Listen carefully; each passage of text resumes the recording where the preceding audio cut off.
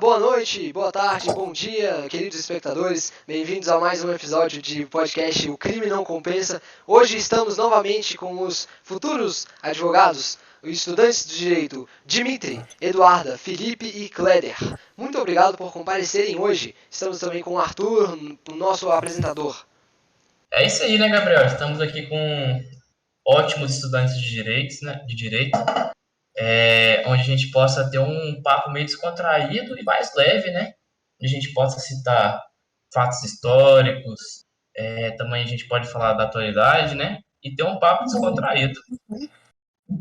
Sim, é um prazer estar aqui para a gente poder novamente discutir sobre assuntos, né? E compartilhar esse momento de conversa. É isso, obrigada. Muito obrigado também pelo convite do Gabriel e do Arthur para fazer essa continuação de uma maneira leve e descontraída do nosso podcast. Muito obrigado. Queria agradecer também, acho que vai ser legal a gente continuar esse papo, falar sobre essas coisas importantes aí. Acho que vai ser bem interessante e vamos nessa. Muito obrigado. Queria agradecer a oportunidade de estar dando continuação nesse assunto para podermos discutirmos mais um pouco, né? Trazermos mais pontos nos quais elucidem os nossos ouvintes. Excelente, então vamos começar. E o próximo ponto que devemos conversar aqui seria o crime e a violência na história, né, durante o tempo. Qual seria a opinião de vocês em relação a esse tipo de coisa? Principalmente a violência em si. Porque falamos sobre os crimes, mas e a violência? A violência de outros crimes que deveriam ser cometidos na antiguidade? Eu acho interessante a gente fazer um embasamento teórico que, pelo livro de Teoria do Crime e da Violência de José Maria Pereira de Nóbrega Júnior, ele faz um panorama atual, mas que também incorpora efeitos passados. Porque ele fala que ele debateu uma relação de um longo debate entre as teorias do crime e da violência. Então, ele fala que essas teorias evoluíram com o passar do tempo. Ou seja, se essas teorias era algo estipulados nesse tempo, com o passar do tempo foi mudando, entendeu? É algo assim que muda com o passar do tempo. Tanto tendo influência do ambiente social, do ambiente político, nesse caso, que era pela busca excessiva do poder. São muitos fatores que impactam nesse discurso. Sim, uma coisa excelente ponto. Obrigado. Uma coisa que a gente percebe como estudante de direito é que dá para ver que ao longo do tempo foi se desenvolvendo realmente das sociedades primitivas, a violência ela foi diminuindo com o tempo, se a gente parar para analisar. Na, na antiguidade, tempos antes de Cristo, a violência era muito mais exacerbada, assim, qualquer coisa gerava assassinatos, gerava Isso é verdade. ações extraordinárias. E quanto mais as sociedades foram se desenvolvendo e o direito por si só foi se desenvolvendo também, a administração desses conflitos, como se tornou público, o Estado está ali para manear entre o cara que faz o crime e a vítima, esses conflitos eles meio que perderam a força, entendeu? Mas naquela época, se comparar com agora, por exemplo, o direito romano, ele, mesmo que se comparado a agora parecesse violento, a gente pode comparar com a época da autotutela, da intervenção divina, já dava para ver a grande evolução que era. Por mais que, como a gente pode ver nesse caso aí, os crimes ainda aconteciam com bastante frequência e eram bem violentos. Perfeito, Alex. A gente também pode falar do filme Os Gladiadores, né? Isso, bom exemplo. Que também os crimes antigamente eram muito bárbaros, né? A gente vê uma crueldade muito grande nesse filme. Mas era a função deles, não vou julgar também, né? Ou era ali, matava ou morria, né? Exatamente.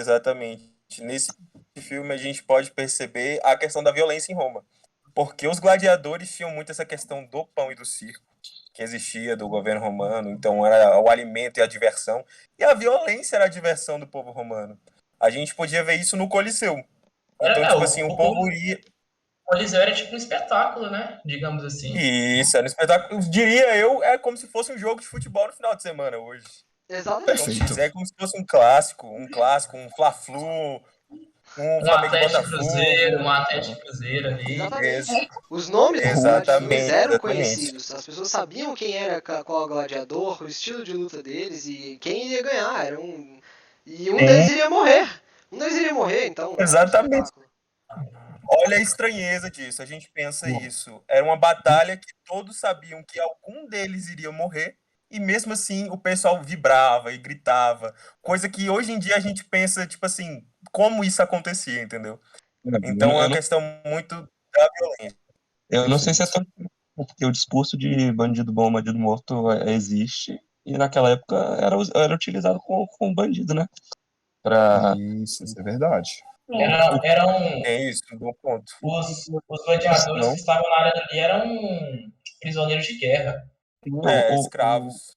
É o legal povo falar ganhava do. em diversão, e o imperador ele era saído como bonzinho porque ele ganhava a simpatia das pessoas mais pobres. Era uma forma de populismo muito esperta, na verdade. Exatamente. Lembra? Sim. Por isso que E chamava a lá estratégia do no pão e circo. Coliseu ele ainda ficava. Sim. Isso. Isso, pão e circo. E lá no Coliseu ele ainda ficava com o dedinho pra cima, dedinho pra baixo, pra dizer se era bom, se era legal, se foi bom. Foi bom aquele cara ter morrido? Foi mal? Foi. Então, é estranho de vocês Lembra? pensarem nisso nos dias atuais. Então, e também tem essa questão que, antigamente, na antiguidade romana, não tinha essa distinção entre direito penal e direito civil. Então, também era bem complicado e diferente dos dias de hoje essa questão das punições, dos crimes. Era tudo bem diferente do que a gente vê agora. Sim, é uma análise totalmente diferente, né? Isso. A gente vê a evolução do direito em si. Exatamente, perfeito. Eu acho que voltando na questão de violência, e principalmente no caso de César, do assassinato de César, a Hannah Arendt ela tem uma percepção muito interessante, que o poder nunca é propriedade de um único indivíduo. Ou seja, ele pertence a um grupo. E permanece a existência ali apenas enquanto aquele grupo está unido. E assim, a gente percebe que o assassinato de César teve isso. Colocaram o poder na mão de uma pessoa só, concentrou naquela pessoa. Porém, após isso, o grupo rachou.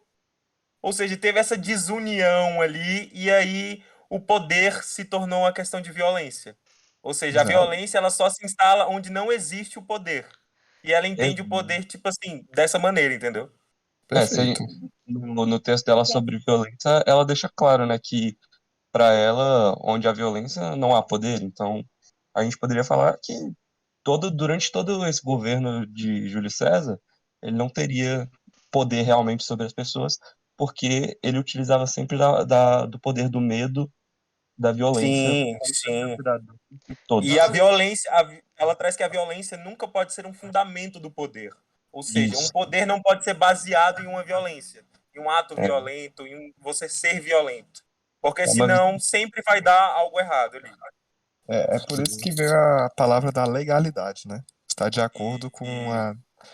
Por exemplo, o poder é são é a duas. política, né? A dominação legal do Isso. poder, né? E não da violência, nesse caso. Uhum. Outra palavra que se encaixa bem aí é a legitimidade. Isso, Porque se você é um governante legítimo, querendo ou não, as pessoas vão respeitar aquele seu cargo e as suas ações. Exatamente. É um, O que é um César. governador digno, né? Digamos assim. Isso. E Não, César não um era. tirano, né?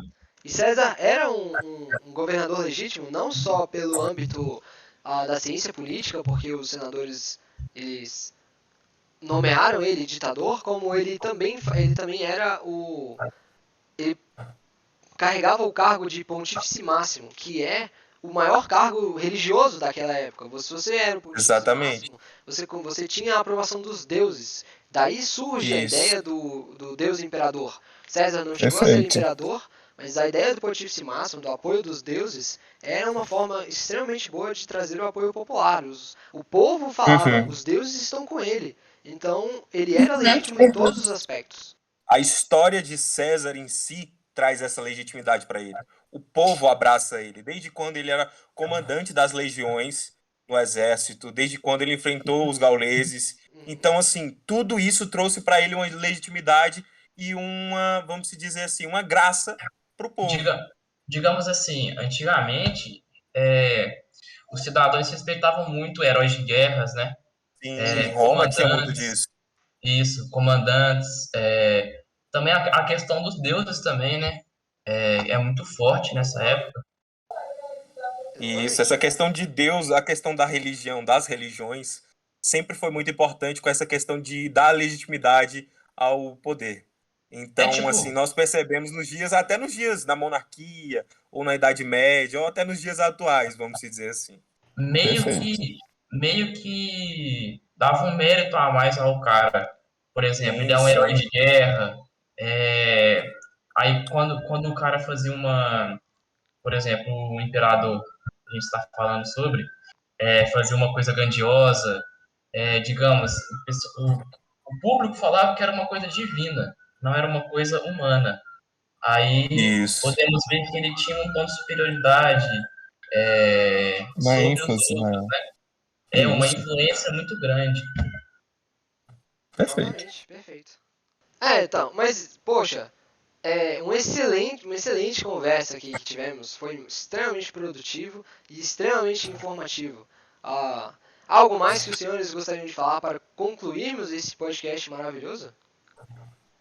Eu acho Ah, que foi muito obrigado pelo convite, em suma. Eu acho que esse tema é um assunto que ainda repercute nos dias atuais. É interessante a gente falar de embasamentos históricos para assim a gente formular decisões, falas a respeito disso e a gente sempre evoluir, né? Porque o direito, assim como tudo, é um direito que evolui com o passar do tempo. Então, quero agradecer, muito obrigado.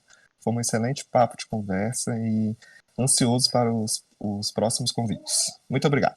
Ah, pô, é um prazer, Felipe. É nós que agradecemos a sua presença no podcast. não, eu Eu queria. gostaria também de, eu gostaria também de agradecer, porque foi um momento que a gente pôde discutir sobre uma questão que muitas pessoas assim não falam, a gente não fala muito sobre isso no dia a dia, às vezes não tem conhecimento. Então foi um assunto muito legal para a gente conversar juntos e poder compartilhar esse momento. Obrigada. É um É, prazer. eu acho que a gente conseguiu abordar um tema que por muitos que não estão muito interligados ao direito, a gente conseguiu de forma bem clara e uma forma mais leve do público que não está tão focado assim na questão de crime, violência, de coisas do direito, né? A gente conseguiu trazer tipo filmes, introduções de uns assuntos bem universais, né?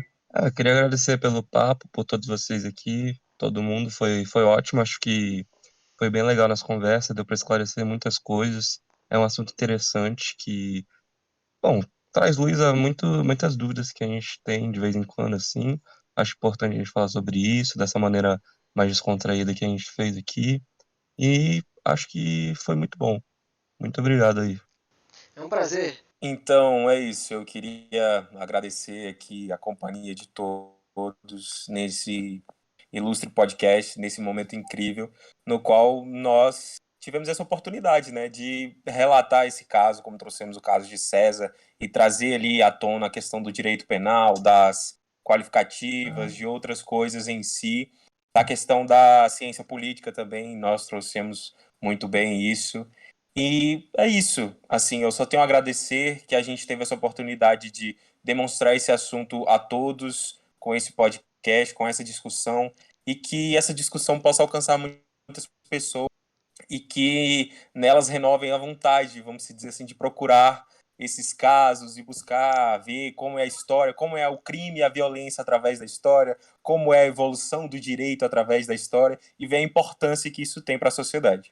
Excelente, excelente. Perfeito. Então, vou encerrar aqui o podcast. Foi um prazer estar aqui com todos vocês. Como o Arthur falou, o podcast meu e dele é um excelente, ilustre podcast para que todos adquiram vários conhecimentos. Como o Eduardo falou, conhecimentos que geralmente não são falados no dia a dia. Foi um excelente podcast, foi uma excelente presença de todos vocês, grandes futuros advogados e estudantes de direito.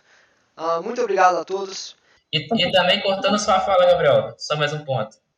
Eu acho que a gente conseguiu trazer o público, né, de uma maneira descontraída, né, que não ficou tão chato. Realmente, não Exatamente. ficou, não ficou chato não. Foi um Isso, é uma maneira descontraída. de maneira absorver leve, vários dizemos assim. conteúdos. Isso. Então é isso, meus amigos, grandes espectadores. Espero que vocês tenham um excelente dia. E este foi o podcast O Crime Não Compensa. Valeu!